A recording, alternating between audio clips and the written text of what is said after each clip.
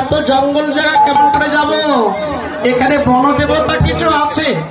বলছে এই যে একটা যথাযোগ্য সময় এসেছে, ওমা সময়ের কাজ সময় করতে হয়।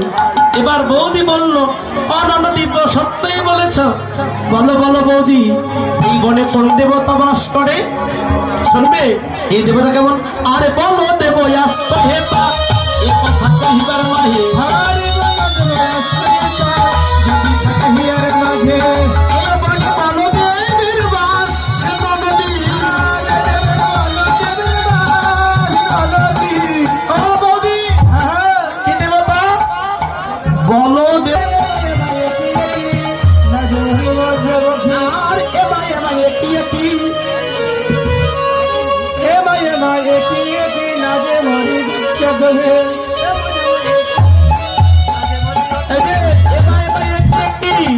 লাজে